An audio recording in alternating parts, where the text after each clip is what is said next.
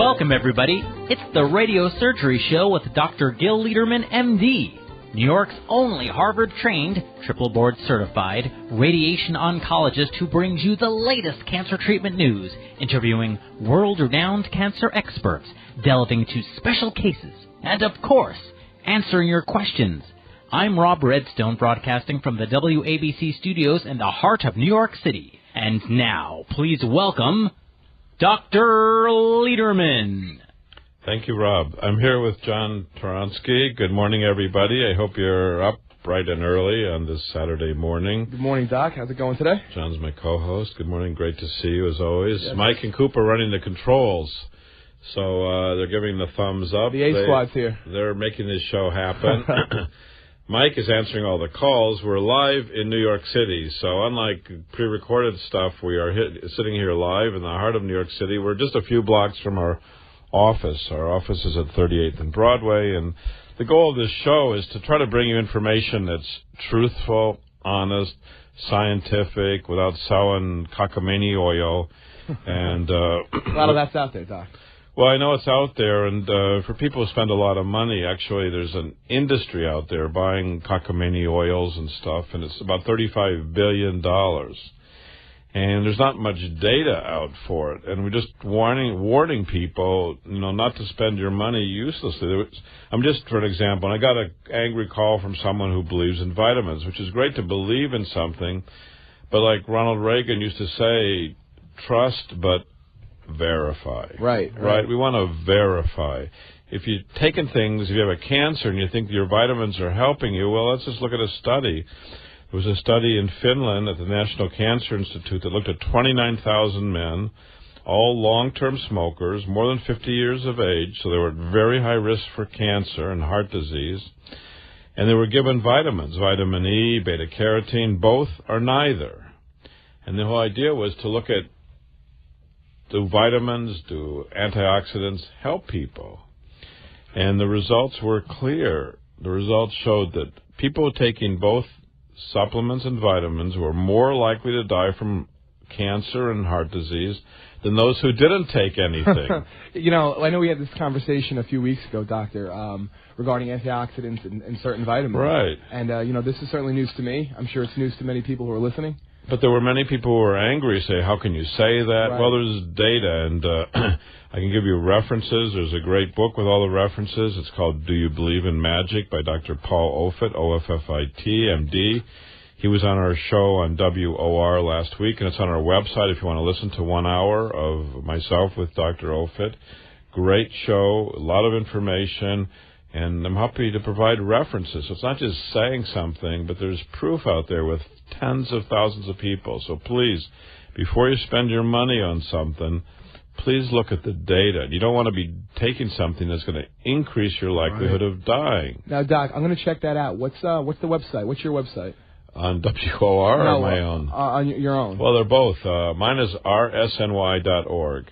So listen to it. Listen to the interview with Dr. Paul Offit. And I've had people come in for consultations. I'm not asking you to come in. I'm not trying to sell anything. I'm just trying to help do the right thing for each person. I'm trying to be the brother's keeper.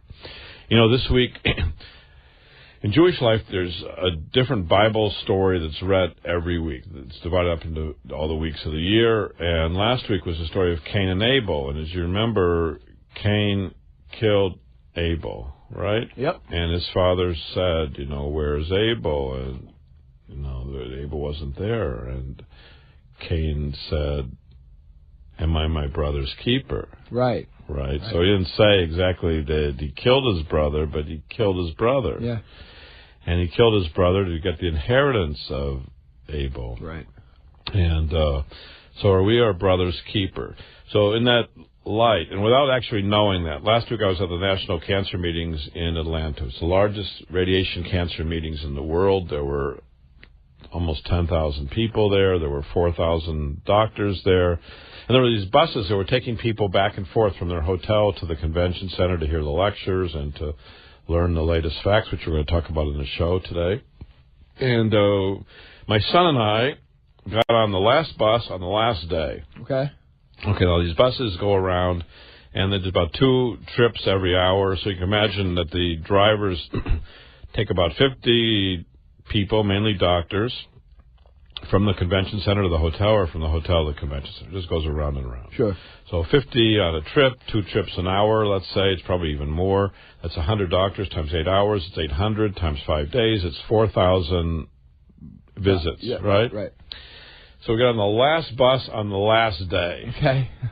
Okay? Just made it. We just made it. We got up. They walk up the stairs. The driver, it's a bus where the driver sits kind of low down, and you walk up the steps so you can kind of look down on the driver. Right, exactly. Have you ever been on a bus like that? It's a fancy bus. Yeah. Like a cruiser. Yeah.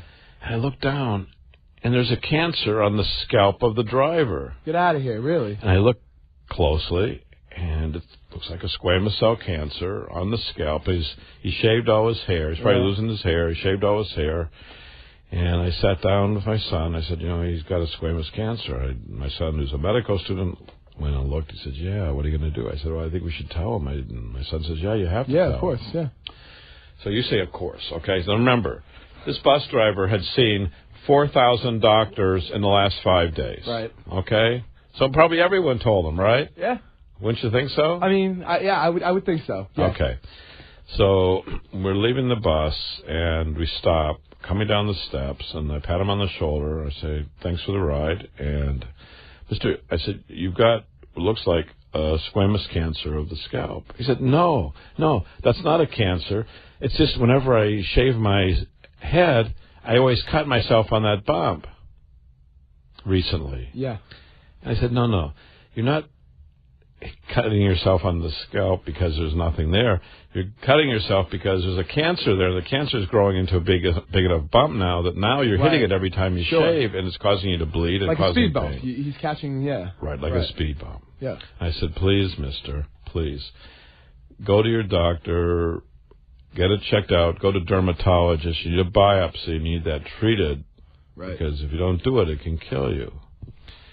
And we got off the bus, and that was a week ago.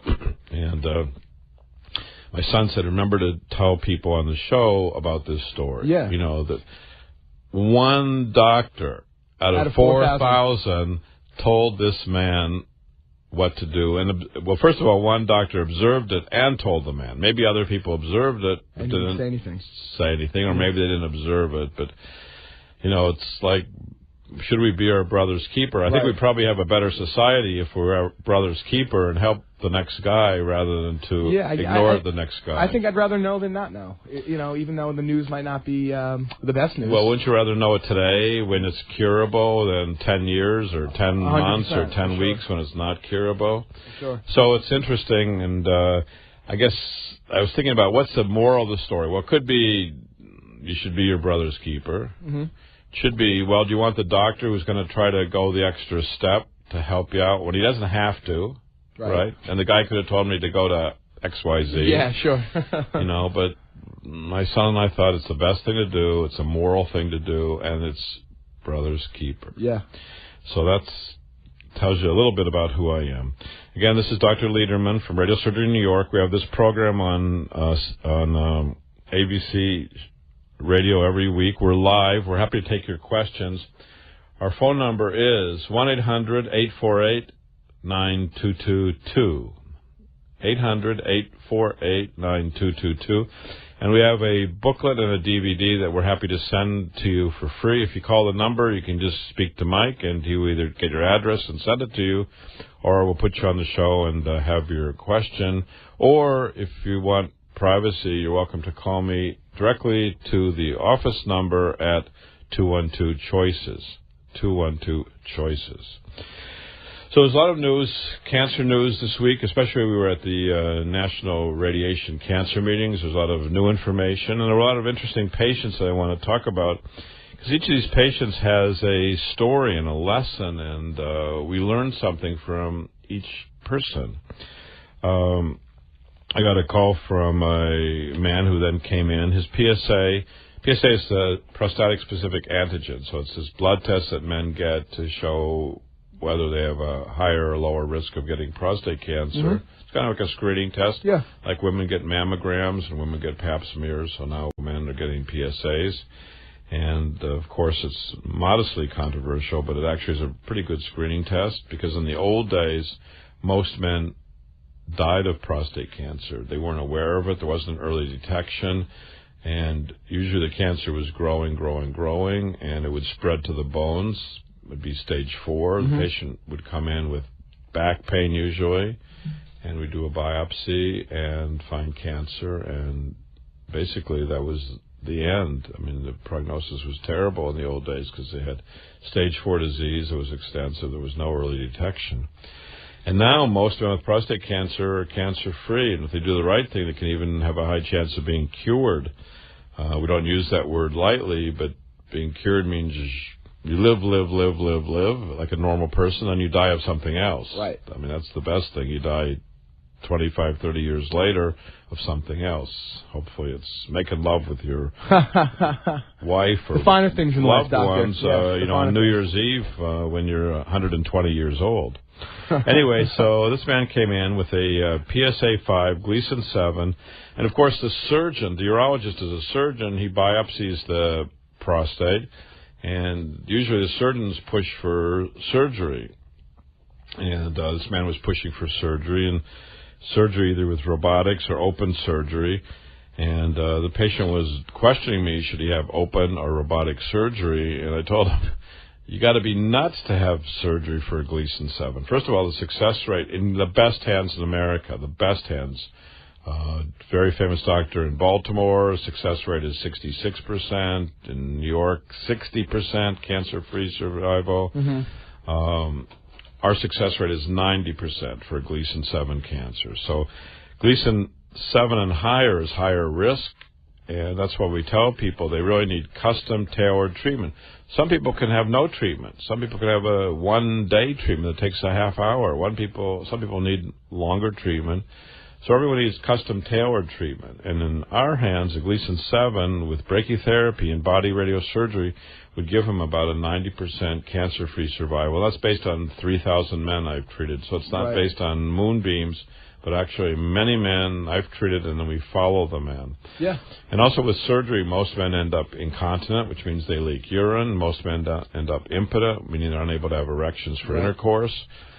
So they've gone through the big operation, which I think most people don't want. Many people have treatment failure. At 10 years with this famous surgeon, the success rate is only 46%, which means the majority of Gleason 7 patients have had recurrence.